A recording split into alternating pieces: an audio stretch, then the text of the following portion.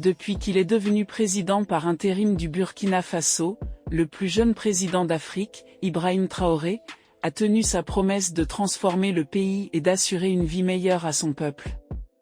Il a déjà lancé et entrepris de nombreux projets de développement, tout en poursuivant les projets lancés avant son accession au pouvoir. Ibrahim Traoré est apparu sous les feux de la rampe il y a quelques mois et a déjà fait couler beaucoup d'encre. Le reste du monde, en particulier la France, s'est intéressé à lui et à sa façon de saluer ses pairs et ses collègues. Le reste du monde, et notamment la France, ne l'aime peut-être pas, mais les Burkinabés l'adorent. Dans cette vidéo, nous allons recenser 7 projets initiés par Ibrahim Traoré qu'il va poursuivre. Si vous êtes nouveau sur la chaîne, n'hésitez pas à vous abonner et à activer les notifications pour ne manquer aucune de nos vidéos. Modernisation de toutes les routes du Burkina Faso. Le Burkina Faso a toujours été confronté à des routes inadaptées, d'où le ressentiment. Bien que riche en ressources minérales, le pays reste l'un des plus pauvres du continent, avec un réseau routier inadapté. Cependant, Ibrahim Traoré a continué là où son prédécesseur s'était arrêté en investissant dans des projets de construction et de réhabilitation de routes afin d'améliorer la qualité et la connectivité du réseau routier. Cela comprend la construction de nouvelles routes, l'élargissement des routes existantes et la transformation des routes en gravier en surface pavée. Les routes transfrontalières jouent également un rôle crucial dans la facilitation du commerce régional, en reliant le Burkina Faso aux pays voisins. Parmi les projets de construction de routes actuellement en cours au Burkina Faso, on peut citer le projet Boromo-Bobo-Doulasso et l'autoroute d'Ouagadougou. Ces projets impliquent la construction de routes pavées pour améliorer le transport et le commerce dans la région. Les réalités du travail sur le terrain démontrent les immenses progrès réalisés en peu de temps. Auparavant, les routes étaient dégradées, étroites et peu sûres. Mais grâce à l'engagement du capitaine Ibrahim Traoré, cette réalité a radicalement changé. En seulement 9 mois, plus de 70 km de routes ont été construits et d'autres sont en cours de construction pour faciliter le transport dans le cadre du développement économique, ainsi que des ponts pour faciliter la traversée des rivières. Les commerçants peuvent désormais transporter leurs marchandises plus facilement et en toute sécurité. Les habitants des régions traversées par ces nouvelles routes, remplies de joie, ont exprimé leur gratitude au capitaine Ibrahim Traoré. L'aéroport de Ouagadougou est un projet de développement aéroportuaire au Burkina Faso. Le gouvernement du Burkina Faso a obtenu des prêts d'un montant total de 61,8 millions de dollars de la Banque ouest-africaine de développement et de la Banque d'investissement et de développement de l'ECOA pour la construction du nouvel aéroport. La Banque ouest-africaine de développement fournira 51,5 millions de dollars pour les travaux routiers et les réseaux d'eau, et la construction de bâtiments techniques liés au projet. La Banque d'investissement et de développement de l'ECOA contribuera à hauteur de 10,3 millions de dollars à la construction des bâtiments administratifs. L'impact économique total du projet d'aéroport est estimé à 420 millions d'euros. La construction devrait créer près de 5000 emplois directs et indirects. Une centrale solaire captive et un système de stockage. Fournira 80% des besoins en électricité de l'aéroport. Matraille Duverge dès l'aéroport de Donsin, Moad, est en charge du projet. Le nouvel aéroport remplacera l'actuel aéroport d'Ouagadougou. Le président de transition du Burkina Faso, Ibrahim Traoré, a annoncé la suspension des contrats pour le projet d'aéroport Ouagadougou le 3 janvier 2023, dans l'attente d'une réévaluation. Un bâtiment en construction à l'aéroport s'est effondré le 30 décembre 2022, causant la mort de 7 personnes et en blessant 6 autres. La construction de l'aéroport a depuis repris. Une fois achevé, le projet changera la donne au Burkina Faso. 3. Programme d'entrepreneuriat multiple. Ces dernières années, le Burkina Faso a été confronté à des attaques terroristes qui menacent sa stabilité et entravent son progrès économique. Pour faire face à ce problème, un programme a été lancé pour renforcer la résilience par la création d'entreprises communautaires.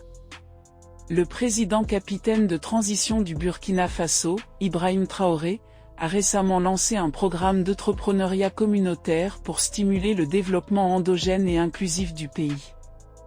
La nouvelle a été révélée par la présidence le lundi 12 juin. Le programme vise à stimuler la création d'entreprises communautaires spécialisées dans la production, la transformation et la commercialisation de produits locaux dans des secteurs tels que l'agriculture, l'exploitation minière et l'industrie. Il favorisera également la création d'emplois pour les jeunes. Le projet est mené par l'Agence de promotion de l'entrepreneuriat communautaire EPEC avec la supervision technique de la société coopérative SCUPS. Les entreprises communautaires créées seront la propriété exclusive de la population burkinabé. Nous sommes convaincus que cette approche d'actionnariat communautaire est une alternative efficace pour relever les défis économiques, sociaux et politiques auxquels nous sommes confrontés, a déclaré le ministre des Finances, Abubakar Nakanabo. EPIC a l'intention de commencer l'initiative avec l'expansion du fabricant de concentré de tomates Sofato pour inclure 2 nouvelles usines de transformation, et la création d'une société d'extraction d'or semi-mécanisée pour des opérations sur 3 sites.